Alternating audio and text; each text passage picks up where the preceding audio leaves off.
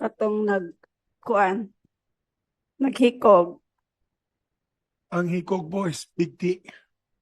Bisaya po siya. First time po siya sa Manila. She's my constituent in Alright. Southern Bukidnon. Sige, So if go. all right, sir, Mr. Chairman, I can translate. Sige, go ahead. Opo. Sige po, nanay. Nahibalaan na lang namo sa paghikog na niya nga ingana day ang iyang gihimo. So nalaman po nila nung nag-suicide po siya, yan palang ginagawa niya, yung ginawa niyang online gambling. Inana gid senador. Eh, nahibalaan namo nga buhat siya ging ato kay naa mo na siya gilista nga ingana ang iyang napitli. So natalo daw, ginawa niya yun dahil sa talo niya po sa online. Murag talo jud gambling. siya. Oh. Talo gid niya sa inana nga sugal. Pildi siya na no? Oo na pildi. O nakakuha sa kwarta sa yung Nakakuha siya negosyo. kwarta sa kanang kaha. Yeah, kasi ang anak po niya was a gas cashier sa gasoline station. At dahil nalulung nga na addict na siya sa online gambling, ay tempted po siya, no? As many cases of the PNP will show, tempted po siya magnakaw. At dahil sa pagnanakaw ay ginamit po sa online gambling at yun nga po, talo naman at siya po ay nag-suicide. Tama na eh. Oo. Hindi niya babayaran. Opo. Napay, gusto ni mo idugang na eh. Nahibala naman gud namo nga naging ato siya kay di ato siya sugarol, di man to manabong. Yun ato ra gid ang iyang sayop. So, ang ibig sabihin yan po, hindi po siya sugarol, hindi po siya nagpupusta. Dahil nga dito sa online gambling, siguro nalulung siya dahil napakadali na. No? Wala naman casino sa amin eh. Wala naman pong mga gambling activities doon sa Bukidnon. Barangay na tulungan po si nanay. That's a rural town, barangay of Kibawe, Bukidnon. The mayor is here. Mayor Jimboy Ang Ramanes.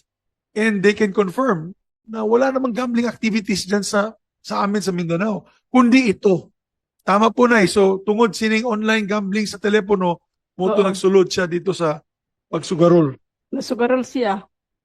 Yan. Sana mapakinggan po ng ating policy makers. This is the face of the Filipino today. Lalo na sa probinsya at masang Pilipino. Nandito rin, Senator Zubiri, with the indulgence of our colleagues here, si Ginoong Antonio Concha, pinsan daw po ito nung biktima. Ano ho nalalaman ninyo tungkol ho dito sa, wala ho bang, hindi na nyo na-monitor na nalululong po sa sugal yung biktima? At to the point na ninanakaw na po yung pera sa kaha? Sa pagkakaalam ko po sa kanya, narinig ko na naglalaro siya kasama kasi may mga pamangkin rin ako na naglalaro ng ganoon online gaming. Pero hindi ko po alam na Sir, sandali lang. Linawin po natin kasi may pagkakaiba po yung online gaming, mga basketball, mga walang pustahan.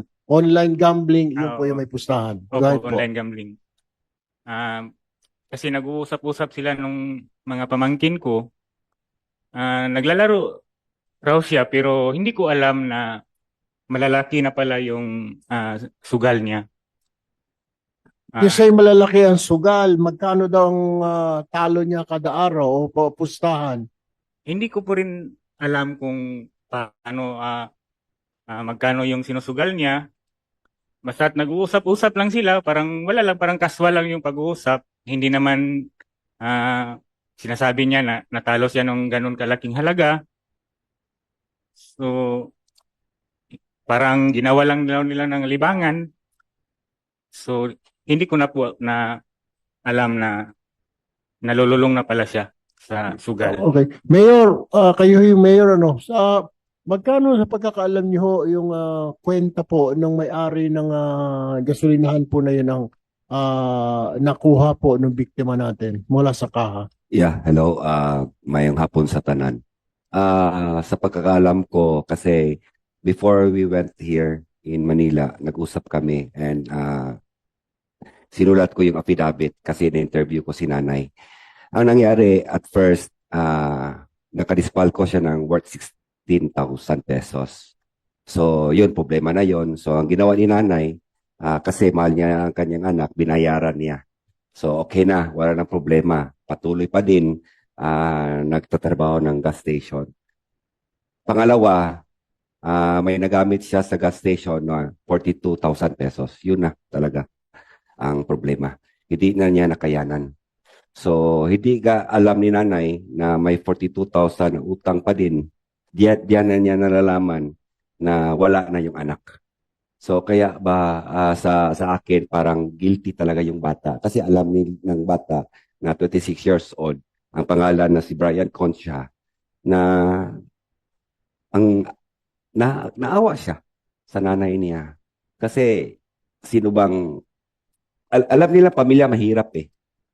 So through him, hindi niya makayanan. Nag-commit ng suicide. Siya po ba ang breadwinner or siya po ba yung kumikita doon sa pamilya na yan? Sort of, nagtulong din si Brian, yung anak ni nanay, na magbigay. Kasi may one time na nananalo siya na 2,000. Sabi ni nanay na yung si Brian nagbili ng mga grocery para ibigay sa kanya. So, yun niya na-confirm na yung anak niya talaga naglaro ng online gambling. Pwede natin matanong, Mr. Chairman, kung ano yung laro na ginawa niya.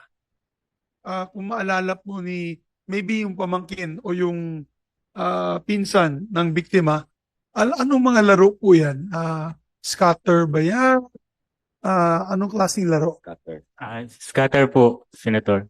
Scatter. And scatter is, maybe ask the Pagcor, scatter is which platform? Who operator does scatter? But Scatter is a game that is being used by all operators. All operators? Yes. There are Okay. game providers, Senator Subiri, wherein the operators hook up to game providers. Because not all operators have their own platforms. Not So you all. we cannot pinpoint the scatter particular because all the platforms use Yeah, scatter. the Scatter is a form of a game that is used by many operators. Yeah. Pardon my ignorance, as you know, I don't play this, so I don't know. So, It's like a slot machine game, okay. wherein you win by mga lines and whatever. Okay. Magkano po ang taya, Mr. Chair, Chairman Tenko, sa bawat pindot? Kasi may mga balita, may nagsabing 10 piso, may nagsabing 50. Ano It minimum? ranges from 10 to pataas po. Pero normally it's about average mga 20 pesos po isang taya. 20 pesos. Yes, sir. Ano, isang pindot po yun, sir? Isang pindot po. 20 pesos kagad? Oh, may 10, may 20 po. Oh, tapos gaano ho ka-often na manalo ka yung kapag pindot mo, tatama ka ng jackpot or Well, Kung ang ano man yan. sa regulation po ng PAGCOR, meron pong 97% po ang return to player. Yung pong sa bawat 100 pisong itinataya ng tao, 97 pesos po nun, yun din po umiikot sa mga ibang mananaya. Tapos 3% lang po talaga yung kumbaga yun ang napupunta sa operator.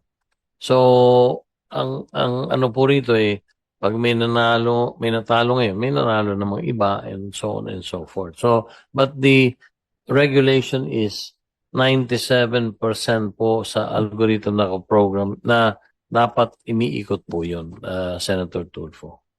Yun nga po yung napagtataka ho dito, mga kasamahan.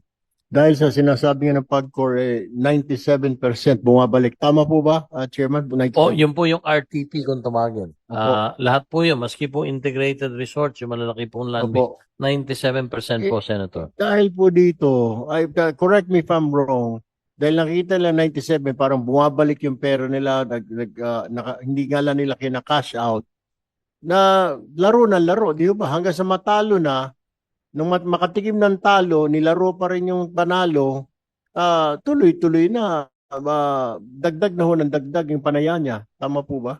Tama po yun. Meron pong nangyayari hindi nagka-cash out dahil naiengganyo. Meron din naman po, Senator, na wise gambler at marami din po yun kaagad ikina-cash out yung panalo. Pagkatapos, lalaro na naman sa ibang araw yon. Mr. Chairman, siguro para we can end the questions sa atong mga biktima, Bisaya ko na lang, Mr. Chairman, para maintindihan. Go ahead. Nanay, na kay gusto isulti sa ato mga ahensya sa gobyerno karon na gibati nimo karon sa imong kasing-kasing, no? Meron ba kayong gustong sabihin sa kanila, nanay, na para matigil na hindi na mangyari nangyari sa anak mo, nay, kay luoy kayo imong pamilya. Kung pwede lang unta ka na, maundang-unta na siya nga sugal ba? Kay pati mga gagmayng bata, kamauna baya. Di maliit na bata, gagmay na bata, kabalo na. Pamauna mo. Basta kabalo nag-cellphone. Basta kabalo mag-cellphone. Marunong mag-cellphone.